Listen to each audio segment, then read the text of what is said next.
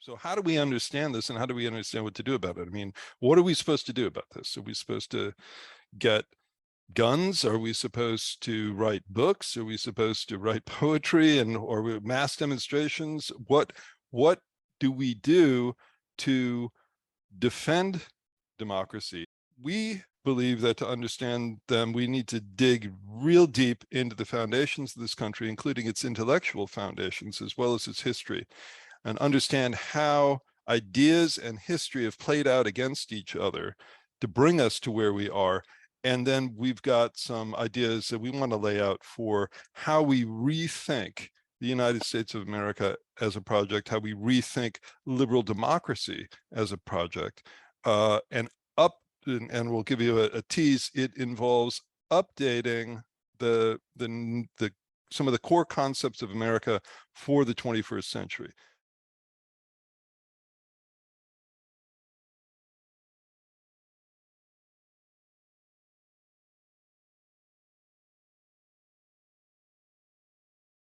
All right, hello everyone. Hi there, YouTube. So we're starting a new project here on YouTube today. So let me tell you a little bit what we're up to and who we are.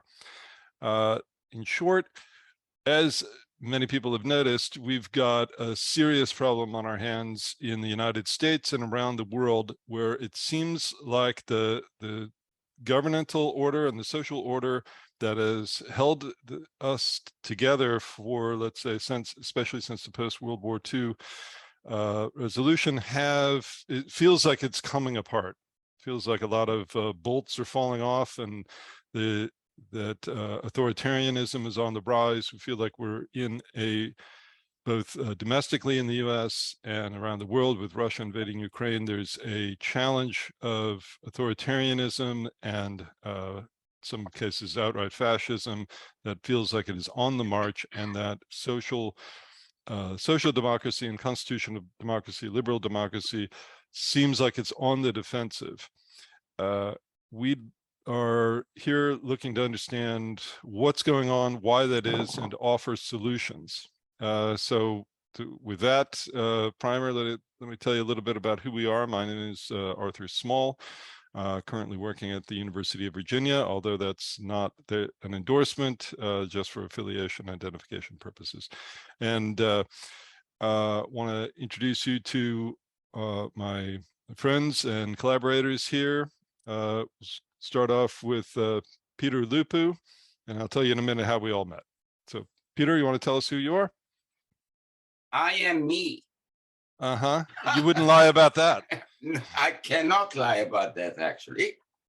Yeah, so my name is Peter Lupu. I am currently a faculty at Glendale Community College. And where is that? Phoenix? It's in Arizona, Phoenix, Arizona. Actually, Glendale, Arizona, to be more precise. And I have been concerned about this problem of the crisis of our democracy here in the United States and around the world. So that should do for now. Right, and Pini. Okay, I'm Pini Benor. I'm an amateur philosopher and a data scientist and a friend of Peter and Art, and that should do for now. All right, so, and let me tell you, we all met decades ago at Columbia University. I was an undergraduate at Columbia, eventually, for a while, majoring in philosophy, eventually in math. And Peter and Pini were both in the graduate program in philosophy at that time. And so saying amateur philosopher is a bit of is a misrepresentation, and I shall scold you from now on every time you misrepresent anything, in particular that. Absolutely, me too, joining in that. All right, so and by the way, we also had a cameo appearance in the background of a dark black shape across Peter's screen. You want to tell us who that was? Yeah, that is Argus, our kid here in this household. He is a Cane Corso, almost 2 years old, and Really? We love him. 120 pounds only. Is that all? So he could, so in a contest of who's going to pull who outside, who wins? My wife and I think that we are training Argus, but in fact, in reality, he is the one that trains us. It trains, yeah. And so therefore, whenever I'm pulled from here, it's him calling me. And let us recall that Argus is also the name of Odysseus's dog, or Argos, the dog of Odysseus in the Odyssey, who's the only, after he had been gone for 14 years and finally came home, it was the only one who remembered him and who recognized him when he came home initially. So very loyal and amazing dog. And there's a dog, there is a cafe and or a bar and hotel in Ithaca, New York, named after Argus. So speaking of long journeys, what we're going to talk about in this today and in this series is, as we were saying, the crisis or crises in constitutional democracy. So today we'll talk a little bit. It feels almost redundant with all the things in the news, but to list all of the problems that we're confronting, but let's remind ourselves of this, and then we'll talk a little bit about our analysis of what's really going on underneath this and what can be done about it. So first, where to even begin? Let's begin at the very most recent news. The home of the Speaker of the House of the United States Congress, Nancy Pelosi, was invaded by a violent person just, I guess, night before last. Speaker Pelosi is the third in line to become president of the United States after the vice president and the president.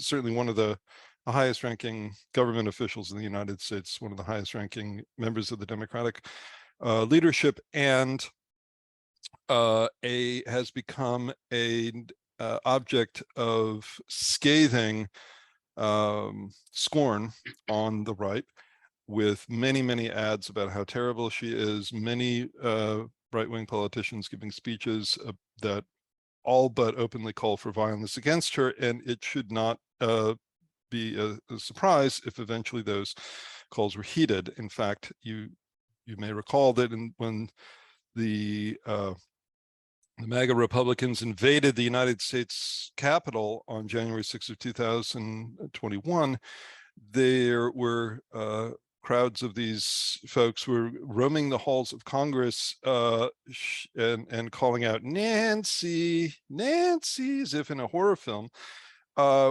Pretty clear that had they found her, they would have committed violence against her, possibly even killing her. There'll be objections, we don't know, but it seemed pretty darn clear, especially given the violence that had already taken place. So just night before last, her home was invaded. Her husband, Mr. Pelosi, I forget his first name, was at home. I think it's Paul. Paul, I think that's right. Paul Pelosi was at home. He's about 80 years old, give or take. Was attacked with this man screaming, "Where's Nancy? Where's Nancy?" He was attacked with a hammer. He had skull fractures, was hospitalized, and the attacker was eventually taken into custody, and he turned out that he was radicalized by a lot of this right-wing propaganda. This is, of course, just one of a very long list of very dangerous events that we're confronting here in the United States today and around the world. The phrase that I've heard comes used for this kind of radicalization is called stochastic terrorism. That means it refers to this exact pattern where people are calling for terrorist acts, not necessarily planning them directly, but creating conditions, calling for it in ways that are allow for some deniability. This, and the fact that this is happening, attacks on elected officials, attacks on and physical threats on election officials, undermining of election processes. There's a broad spectrum set of attacks, including, of course, most prominently the attack on the Capitol, as you said, now almost 2 years ago, that signal that our democracy is itself under threat. It's under actually a very organized threat that is attempting to overturn the will of the voters and install an authoritarian form of government. This is, and so how do we understand this, and how do we understand what to do about it? I mean, what are we supposed to do about this? Are we supposed to get guns? Are we supposed to write books? Are we supposed to write poetry or mass demonstrations? What do we do to defend democracy, to defend ourselves physically, and to more generally to restore, if you like, make America great again, in the sense of make it enable the conditions for flourishing for all of its people, and not just for an aggrieved minority. So that's the project. What do we do, and to about those threats? How we believe that to understand them, we need to dig real deep into the foundations of this country, including its intellectual foundations as well as its history, and understand how ideas and history have played out against each other to bring us to where we are. And then we've got some ideas that we want to lay out for how we rethink the United States of America as a project, how we rethink liberal democracy as a project, and we'll give you a tease. It involves updating some of the core concepts of America for the 21st century.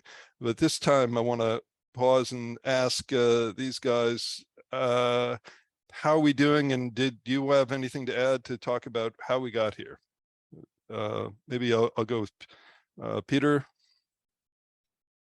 Well, you summarized the current situation, I think, fairly well. I think one way to maybe sloganize what we are facing today is the battle between power by force or power by democratic process. Mm-hmm. The country is kind of divided, and it's very difficult to actually quantify precisely this. But I would say that there is a minimum of 35 to 40% of people currently, and maybe more, in the country that are willing to support power by force rather than the traditions of America, which is power by a democratic process, including voting and peaceful transition of power. And so the question that we need to sort of pose and focus on is how it become the case that 35 to 40% of Americans are willing to abandon the tradition of power by democratic process and are willing to support power by force. How did it happen? That's sort of what I would add to what you said. Yeah. So I recall a line by, so David Frum he was a speechwriter for George W. Bush. He worked in a Republican White House, but later sort of broke from what the Republican Party has become. You might call him a prominent never Trumper. and he now writes for the Atlantic magazine. He had a memorable line that if conservatives find that they cannot win through democracy, they will not abandon conservatism, they will abandon democracy. That is, they know they're a minority and they are not willing to, the central commitment, or certainly one of the very core commitments of a democracy, is you must be willing to lose an election. You must be willing to cede power if you don't have the votes. And if you don't have that willingness, then you are renouncing your commitment to democracy. As you point out, yeah, there's a frighteningly large fraction of our population who, in this critical sense, have abandoned their commitment to democracy, and it's not clear what does it mean to be the United States of America without it. I would like to just Penny, before you jump in, I would like to I hesitate to disagree with David Frum, but I do.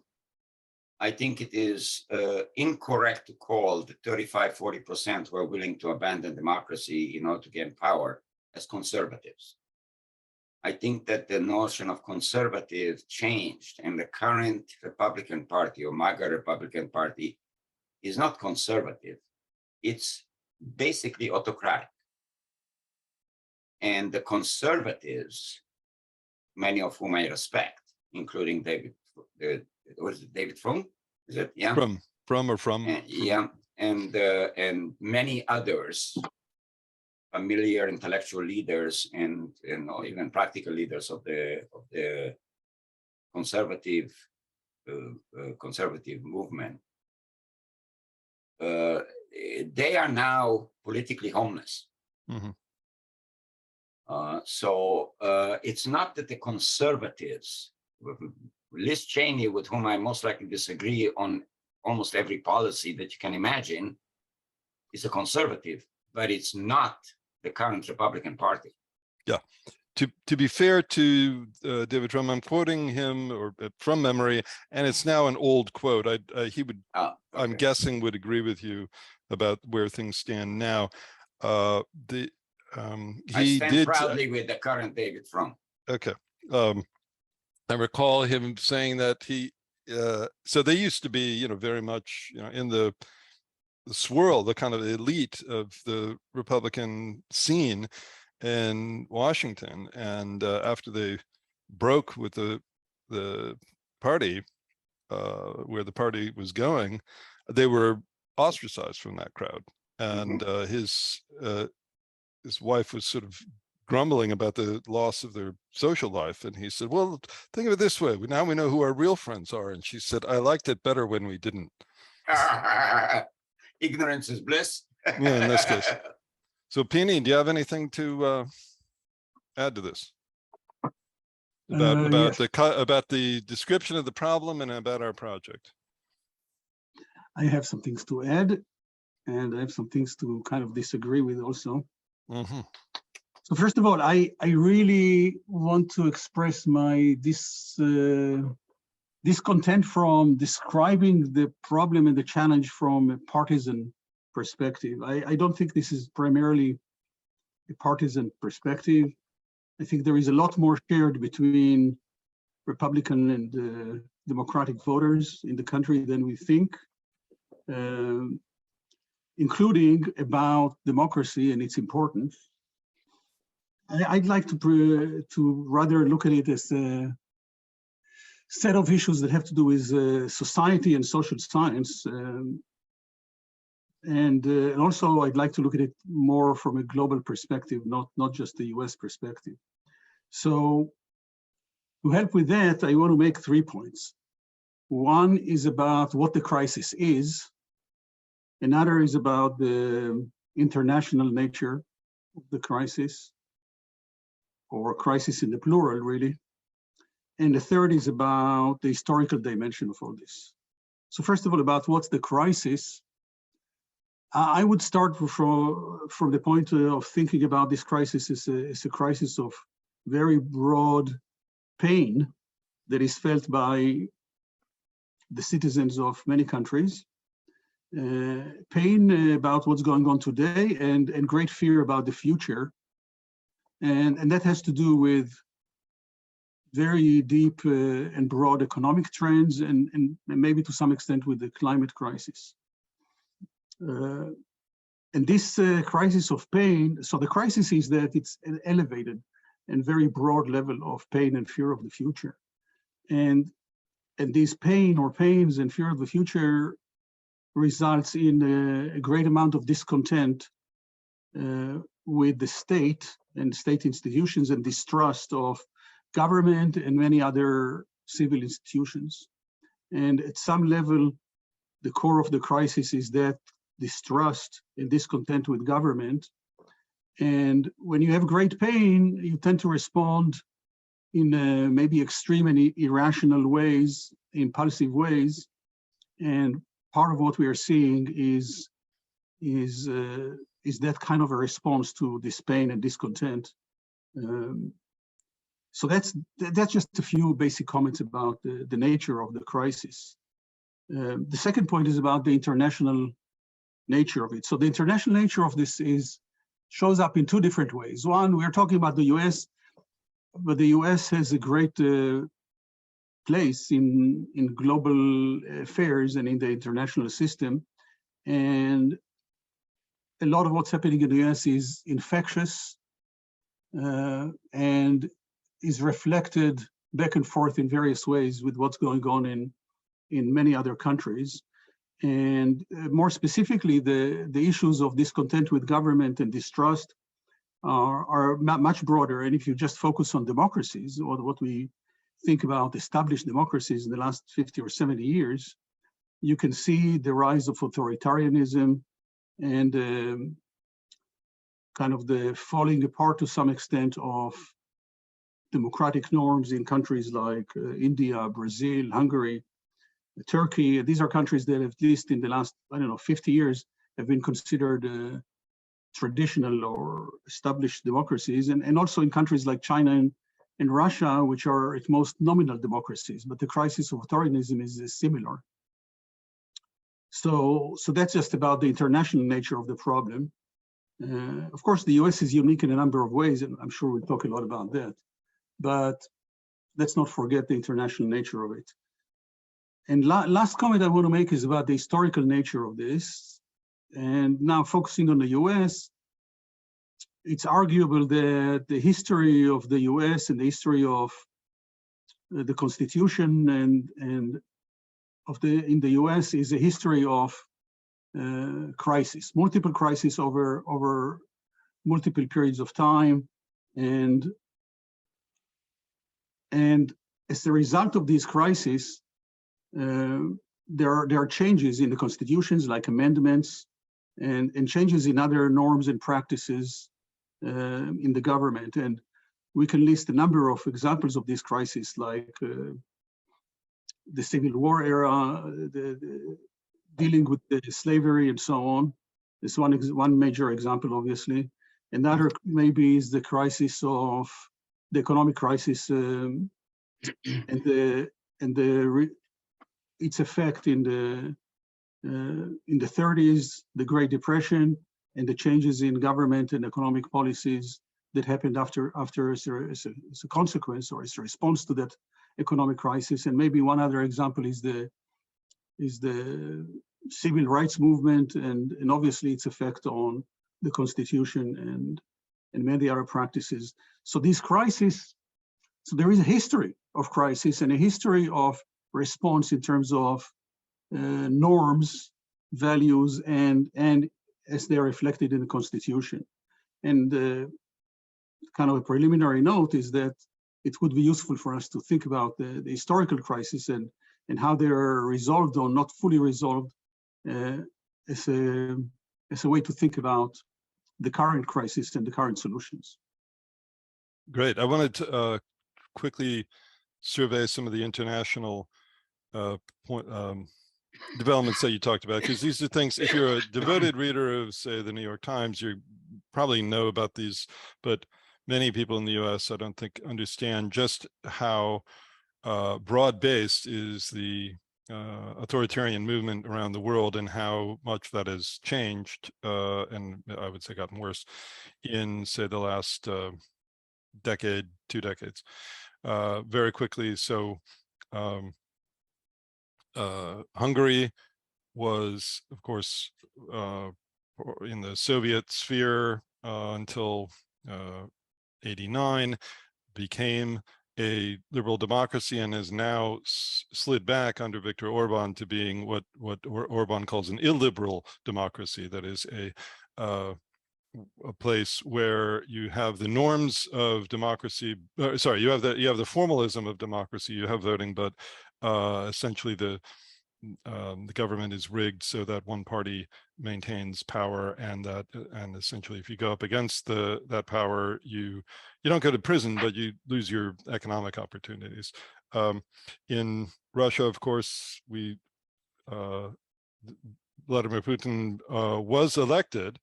I mean, that's another. These guys were elected, but then the practice was to then, from their position in power, to undermine the institutions and of the rule of law, undermine election processes to secure their continued power, so that they still look like democracy on the label, but they're really not so much. So in Russia,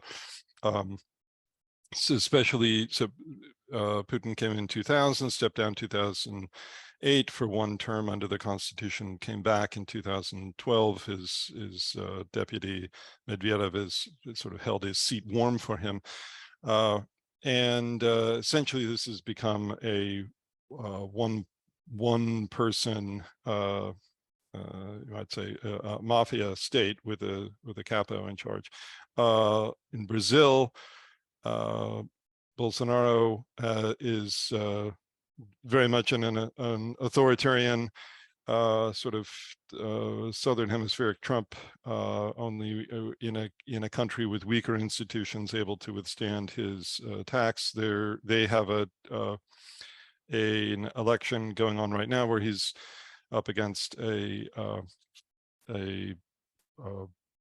I think you'd call him certainly a leftist, Lulu, and it's not clear. That's happening right now. It's not clear that the election will be allowed to proceed in a fair way.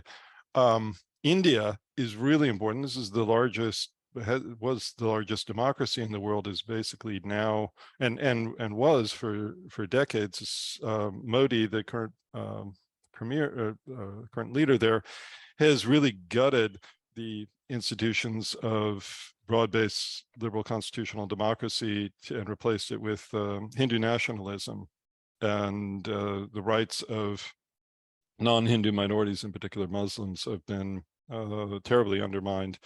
Universities have been that used to have quite a lot of independence, have been turned into functions run by functionaries of the state.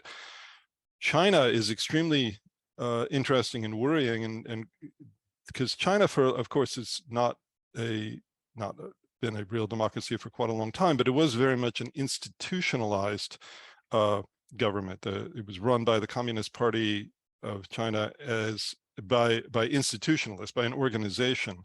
It is just in the past week,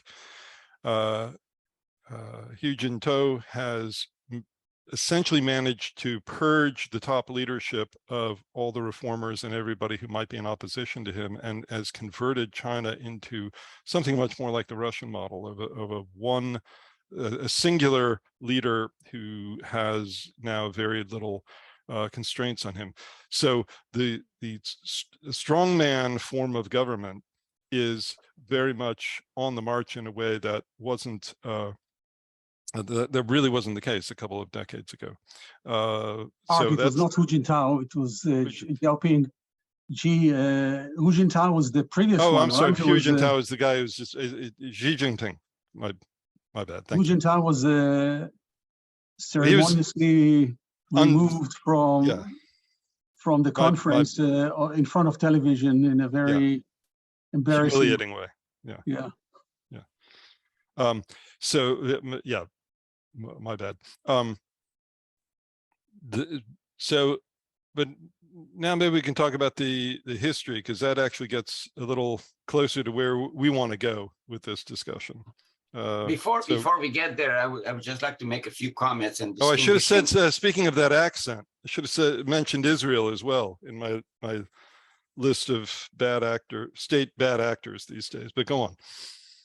So I would like to make propose some distinctions between all of the examples that you listed, Art. Okay. Like, for example, Russia, after the collapse of the Soviet Union, it was really never a sort of established democratic institutions. Yeltsin was very incompetent. That's true. Well, and also let's remember Yeltsin consolidated his power in 1993 in what was arguably kind of a coup d'etat. So yeah. So it's kind of like Russia is the example of the strong man case of authoritarianism. Mm-hmm. Brazil is slightly different. It's kind of like a populist, moving towards a populist autocracy. Turkey is moving towards more a religious autocracy. Mm-hmm. So they sort of, and then India, you mentioned, is kind of more the autocracy that is dominated by nationalism, religion/nationalist autocracy. And Hungary is also, I believe, is sort of like a nationalist autocracy. Yeah. So it's a useful thing, perhaps, at some point in the future, to analyze the underlying differences between all of these kind of autocracies, and then see whether we can learn some here, because I think that in the United States, it almost seems like all of them play a role. Elements of each of these different authoritarian and autocratic things play a role, with some portion of the 35 to 40% that are willing to basically abandon democracy here. So anyway, I just wanted to put that on the table so that we can. Yeah. Okay. So good. Let's talk about the. Let's talk about okay, I want to talk about those differences, but the commonalities and of are also, of course, quite salient. What's going on? Yeah. There does seem to be this the strong men are on the march around the world. Mm-hmm. So how did it in the United States? There is something more important, I would argue, than the strong men on the rise, and that is the breakdown of democratic institutions and norms. Yeah. Mm-hmm. We can talk a lot about what that means. What are these democratic norms? But that's also common, and it's somewhat independent of the one man or strong man rule. Mm-hmm. You can have that with the one party rule. You don't have to have one man rule and still have a great breakdown of democratic institutions and governance. So that's an important distinction also. Mm-hmm. Yeah. So, but let's talk about the U.S. and how did we get here? Obviously, we point to Trump, but there's a lot of reasons to think that these things were happening before Trump came along. Did Trump create, or did Trump reveal what was going on?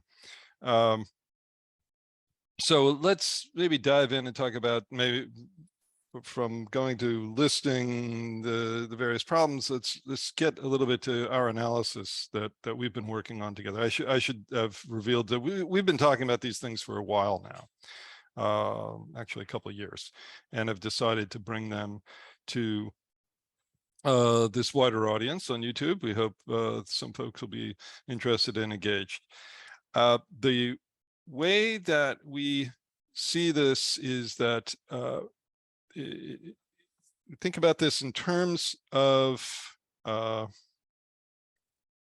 some intellectual history and political philosophy. So the United States is a premier example of a country that was founded based on ideas, not just on shared history or shared genetics or cultural traditions, but based on ideas. So what ideas were those? Well, that itself is somewhat contested. But the basic story that we tell ourselves is that we were founded as the first, at least certainly the first modern constitutional democracy that we had, that we're rather than being based on ideas of the right of kings, we are founded on notions that, to quote the inspiring credo of the Declaration of Independence, that all men are created equal.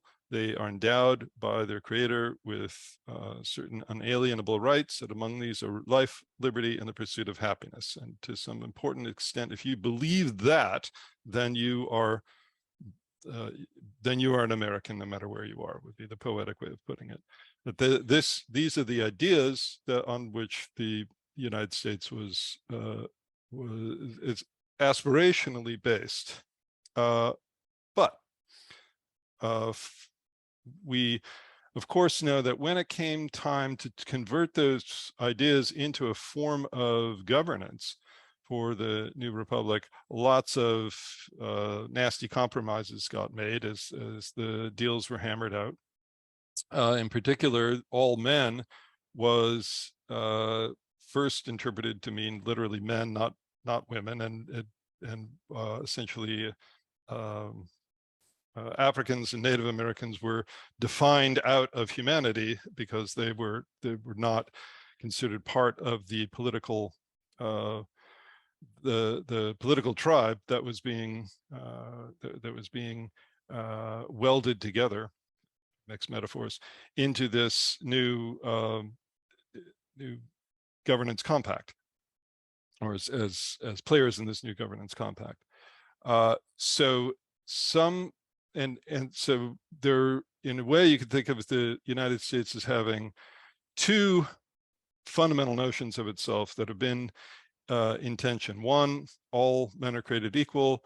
Two, a fundamentally unequal notion of power that should be naturally given to white Christian property owning males. And those two notions have been in tension and conflict throughout American history, and even before in colonial history. So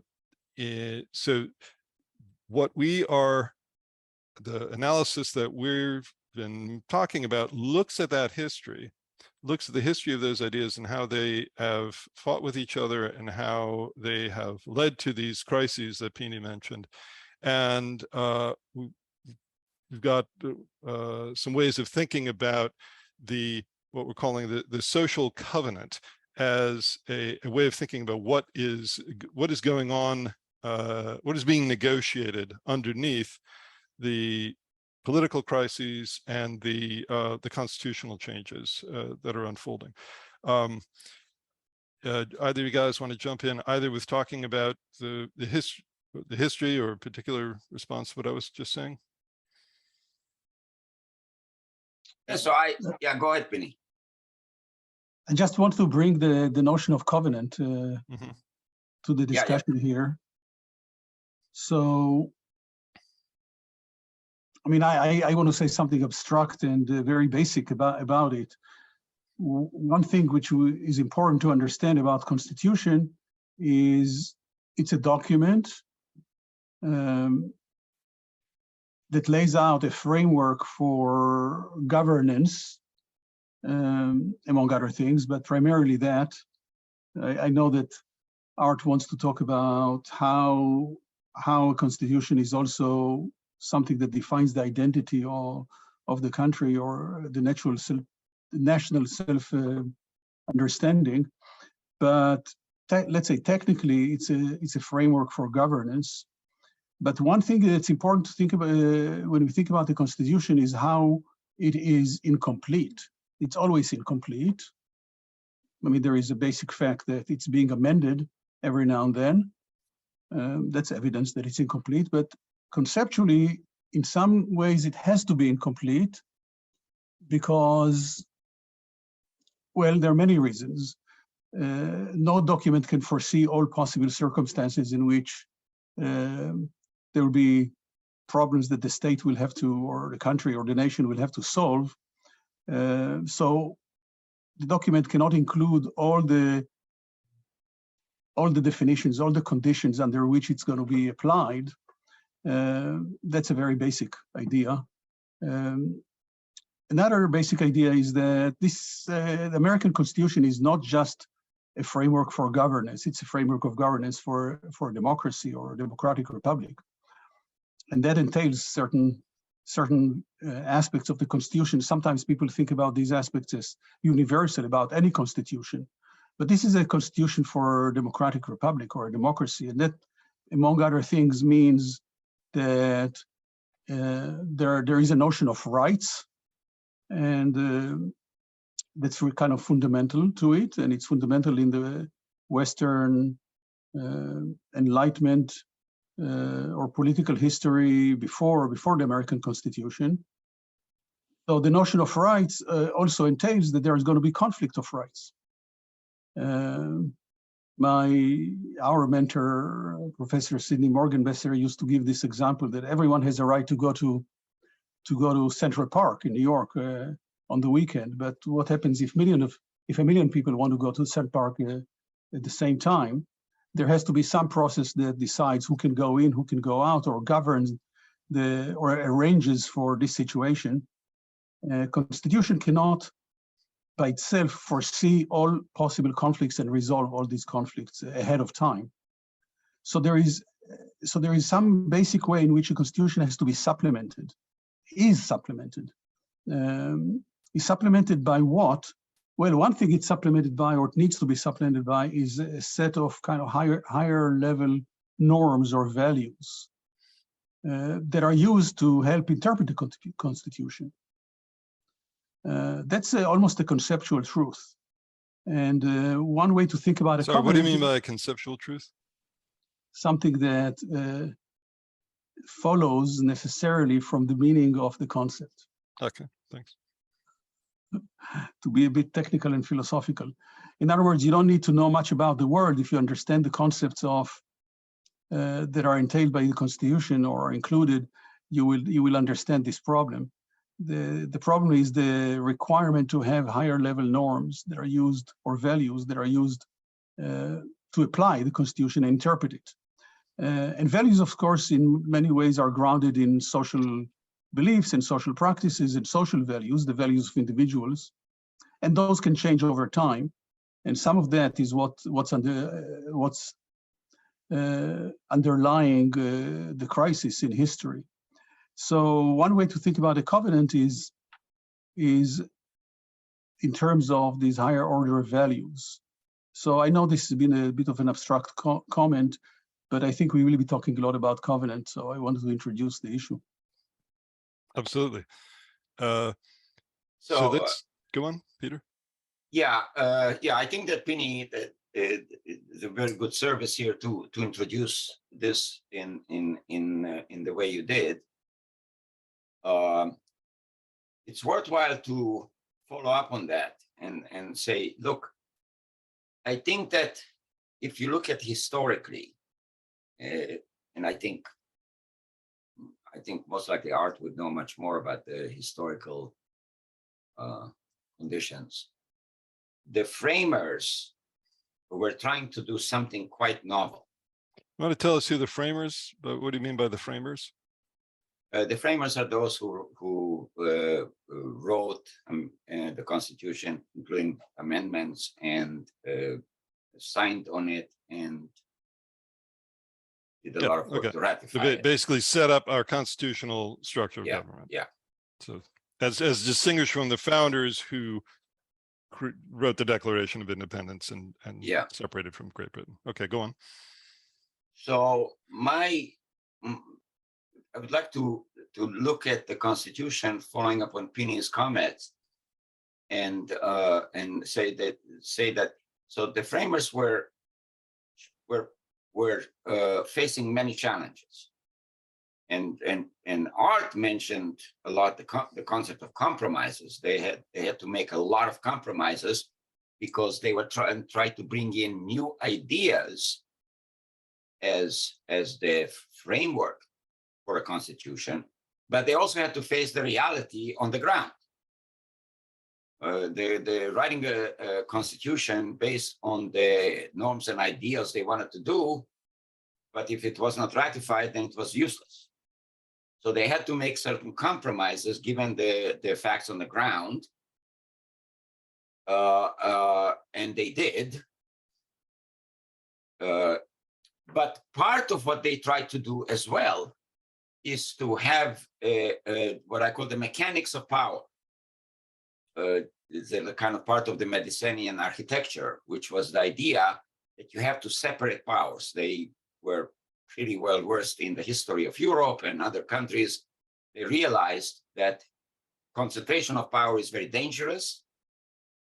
Therefore, they tried to divide power between different elements. So they had to develop the mechanics of power, how power be distributed, transmitted, and so forth. But they also wanted to have what Pini was describing as the ideas and values. And so they sort of embedded in there the ideas and values that govern the power and the mechanics of power. The problem is twofold, and this is what I would like to add, is one, they didn't distinguish clearly the values that they thought that should govern the procedures and the mechanics of power. They sort of mixed it up into one document, kind of. What we are trying to do is extract those values and ideals and separate them into what we call the covenant, which I believe is in part, and secondly, which was also kind of a mistake that we are focusing on, or will be focusing on as well, is that the Constitution was conceived as a contractual document, like a contract. And a contract, a kind of a social contract in the spirit of the social contract theory.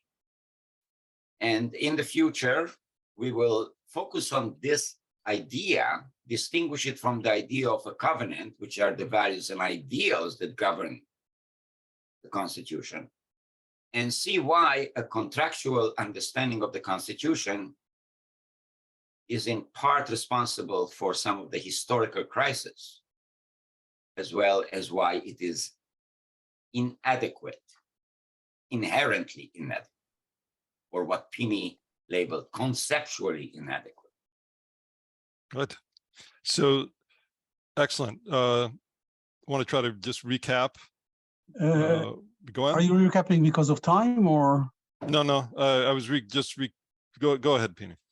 So I'm just wondering if it would be useful to give maybe some examples of these of the incompleteness of the Constitution. Yeah. Just more examples. I want to give a couple of examples. These may not be the best ones, just to give it a little more like vivid, real flavor, and make it less conceptual. Sorry, let me first recap what Peter was saying very briefly, and then go to the incompleteness. So there is there's a couple of things going on when we're setting up our organizing ourselves as a society. We articulate some high-level values, some high-level principles that we agree hold us together. And then we also, which are things like we have freedom of speech, we have we have voting as a way of organizing ourselves. These are very high level. And then below those, or then alongside those, we have the nuts and bolts of governance. We have states. We have 2 senators from each state. We, the House done by population, et cetera, 4-year terms for this and that. And what our Constitution does, Peter, you were saying it for good or ill, it mixes those together. Yes. It includes high-level values about freedom of speech and freedom of religion mixed together with these nuts and bolts of governance mechanics. And this has it may, what we're talking about is distinguishing those. And one of these we're calling the covenant, the set of values and goals, and the other is the Constitution, the constitutional mechanics. And incompleteness concerns why a constitution can't any constitution that just discusses nuts and bolts will always be run into trouble, will always be incomplete. So maybe Pini, is that a good lead in to talking about incompleteness? So I just want to give a couple of pretty basic examples. So I would say that the Constitution embodies in some ways a number of values. Some of them are individual liberty and responsibility, individual responsibility, but let's focus on the liberty side, individual liberty. But there are other values like the maintenance of public order and fairness. So if you think about examples like, why do we need the driver's license? We need the driver's license. That's a limitation on individual liberty, but that reflects some kind of a compromise between 2 values, the liberty value and public order value, or the public health, let's say. By the way, not only drivers need a license, cars need a license.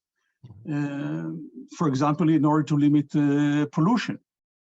So that's another example of a limitation on individual liberty in the name of public order or public health. And it shows you the need to combine or compromise between basic rights, and in practice, not all the details of that can be written by a constitution, and someone at any time can challenge the constitutional appropriateness of a driver's license. And you can ask, okay, why do gun holders need a license? And what limits the gun holder license needs to have on guns? These are similar questions to what you can ask about cars. But clearly, in reality, we need to compromise, somehow bring together these conflicting values. Another example. By the way, if you want to talk about licenses, Pini, excuse me for interrupting you. There are many other examples of licenses that are required for various professions. Mm-hmm.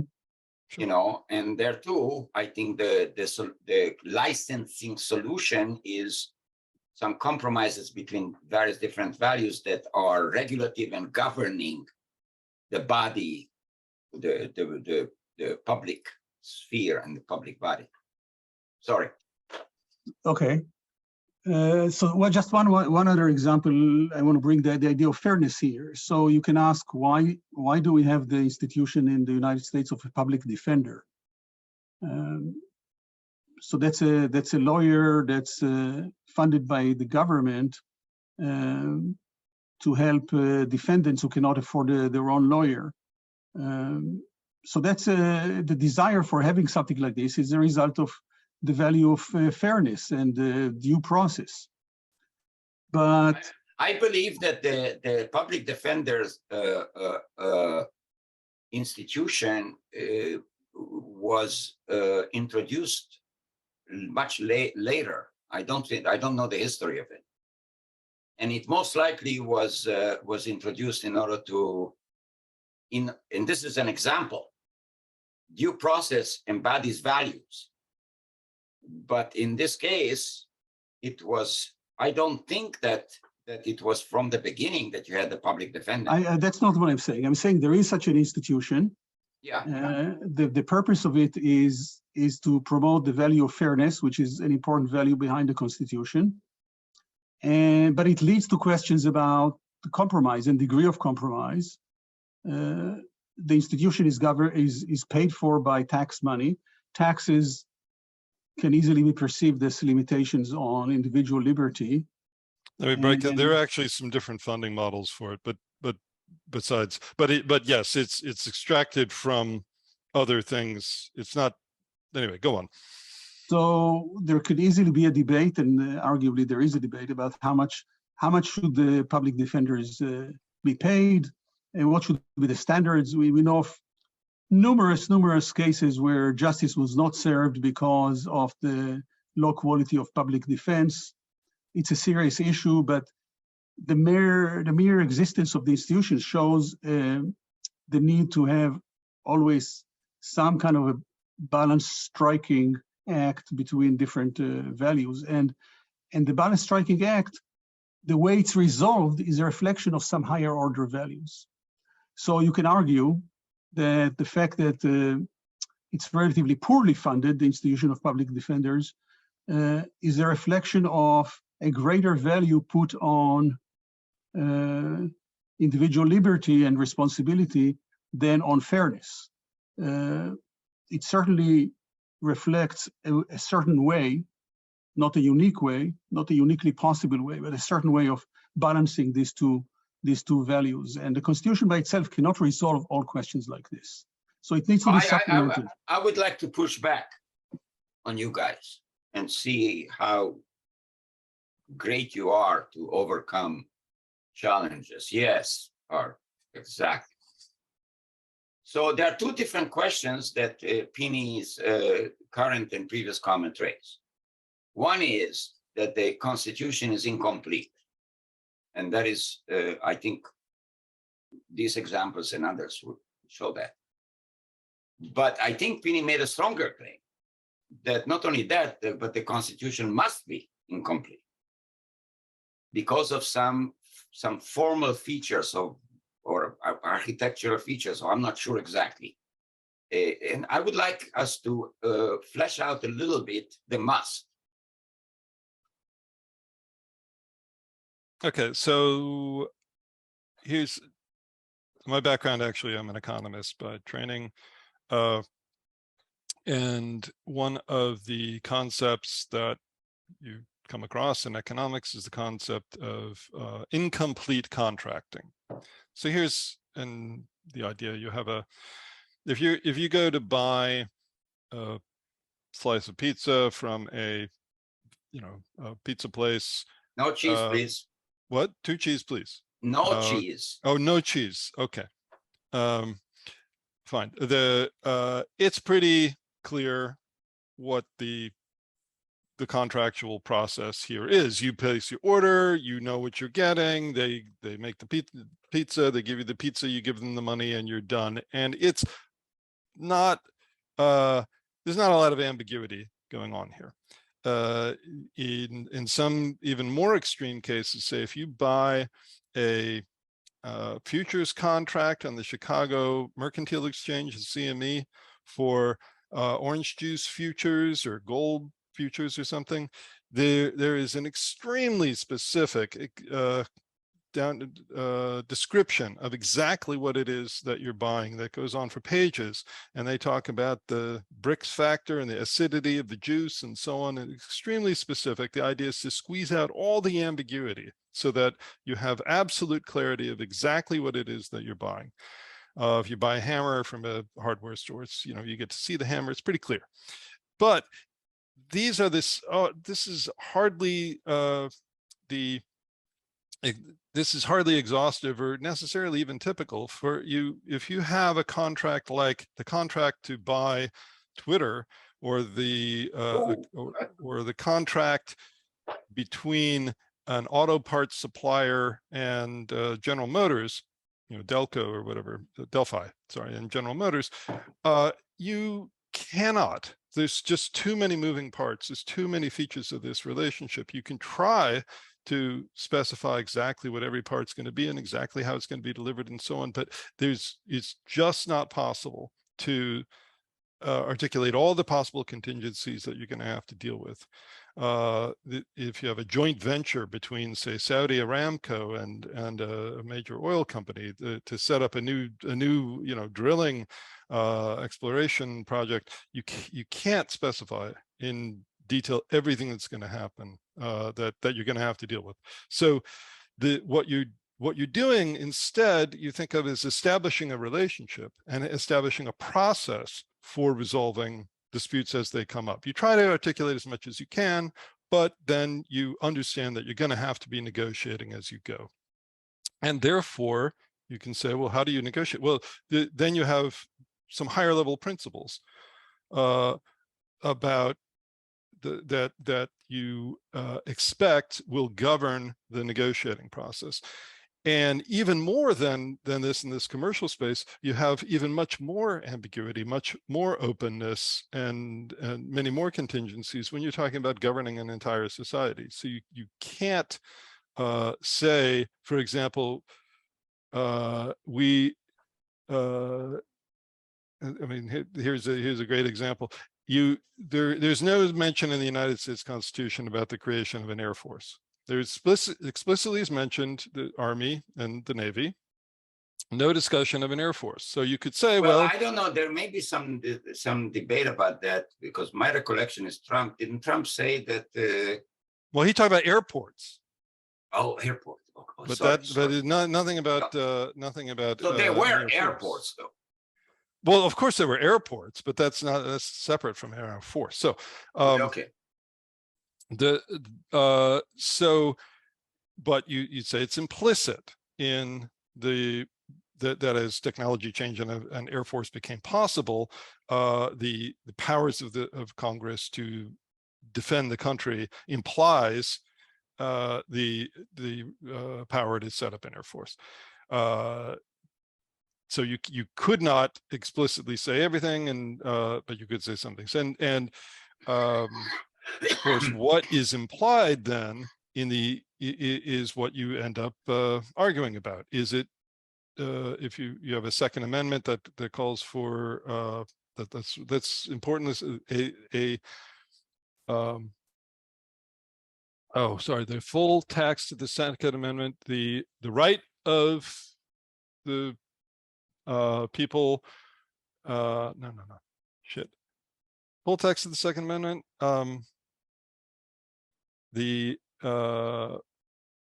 a well-regulated militia being necessary to the maintenance of a free state, the right to keep and bear arms shall not be abridged. It's pretty close to that. I think there is a comma there. Isn't there? There's a comma, yeah. And some people say the comma was implied. It was an implicit comma. And but I heard that some people say that a comma makes a difference. But anyway, the reason I was pushing back is because I think that Pini said not merely that it's incomplete, but it must be incomplete. And so I was pushing back, and also in order to highlight. I mean, I agree it must be incomplete, but I wanted us to flesh it out. Right. Because bring that to the surface. Right. Then the role of making explicit the covenantal values and ideals implicit, I think the role of that second level becomes much more important and clear. Right. Because you cannot put in the Constitution everything that a full recipe for how you're going to govern this society. And I wanted to also just add, just to add one other aspect. This, I don't want to divert our attention right now from this, but I just want to footnote it. This also has ramifications regarding the originalist conception of the constitutional interpretation. Please tell us about what is that? What is the originalist conception? How does this bear? So the originalist conception is that the way to interpret the Constitution, it's a prescriptive thesis about how to interpret the Constitution, And the basic idea is that the Constitution should be interpreted according to the original meaning of the framers, where original meaning, and I put it on quotes, because there are many versions of originalism. Some say the original meaning is what the meaning was in the heads of the framers. Another version is the meaning that was common at the time that the framing was done.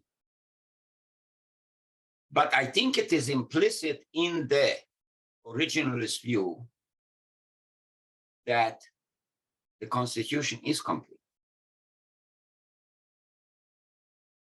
Now, if I'm right about that, and it's also true that the Constitution as a contractual, some sort of like a contractual document that articulates the mechanics and so procedures of power. If it's true, the thesis also that it must be incomplete, then argument for or a proof for the second thesis is a refutation of the originalist thesis. Okay, so just to back up a bit, if we agree that the Constitution is incomplete, it doesn't tell you what to do in all cases. Must be incomplete. Then that it is, well, actually, we don't even need that. Just that it is complete. The Constitution we have is complete. Yeah, if we agree to that, then there raises immediately the question, okay, what do we do when we come up against some case that isn't covered? Mm-hmm. There must be some process that we go through. And very, very commonly what we end up doing, I mean, there's all kinds of things that we do, but ultimately the stopping point is the Supreme Court decides on hard cases. And so that leads to the question, well, what should they do? How should they handle this? And that gets us to the question of what style or theory or method of constitutional interpretation should we have? The Supreme Court is not supposed to just come up with whatever they want. They're supposed to be, at least in principle, that this is the advertising. They're supposed to be applying the Constitution to this particular facts of a case. And there are different ways of doing that. Originalism being, as you described, one approach, which says, let's look at, we just think this is a legal document, and what we do is to understand what these words meant to either to the framers themselves or to people in the 18th century or at the time that these words were written. That's how we understand. All kinds of problems with originalism, but what we are we're offering a different, you might say, a different approach, which says we understand the way we propose to handle incompleteness is to reference some values that are made explicit, and we understand that those values themselves do not constitute, they're not even necessarily well defined. They're vague, and they are themselves subject to being contested. But that's what we nonetheless ultimately should be looking towards to guide our governments. We should wrap up soon for today. Pini, you haven't talked in a while. You have something to say? So yeah, I want to make one comment there, kind of a wrapping up or looking back at how we started the discussion.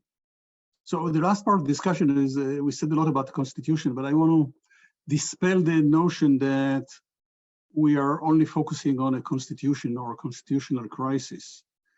The crisis, I mean, I think we believe that behind this crisis of democracies, constitutional democracies, there is a crisis of values, which has to do with the broad awareness of what these values are that are really behind our constitutional democracies, what is the content or what's the understanding of these values, the lack of agreement about what these values are and how they're supposed to be resolved.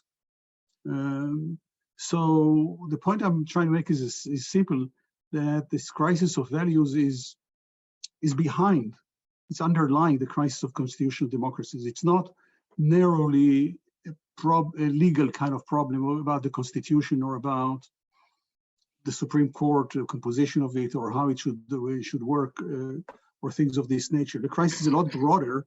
It affects not only constitution and related institutions, but broad institutions of governance and democracy. And even though it's not just about values, because you can argue that it's based on the economic situation in the world and maybe the climate crisis and the discontent and the pain that's being felt, that's motivating here, motivating the threats to democracy. But at least in part or in large part, the crisis today is the crisis of values, which is about awareness and agreement about the content of these values that are behind our democracies. I agree that we've got a lot of so much to unpack there. There's some research that suggests that in the United States, liberals and conservatives have a lot of core values that they share, but then conservatives like fairness, equality under the law, these are values that are shared, but that conservatives have additional values that they subscribe to, including respect for authority and tradition. I'll have to look up some more of the details, but there's this disagreement about core values is indeed underlying to some extent the crisis. All right, any other last words before we sign off as we think about next time? Okay, so next time we'll do a lot of things, but I want us to dig into in particular American history and the intellectual history of what we're calling the social covenant and its different distinction from the social contract, and get into the intellectual history of social contract theory and how that's played out in the United States and its founding and refounding. All righty, so thanks, everyone. Until next time, we shall see you. See you next time. Next time.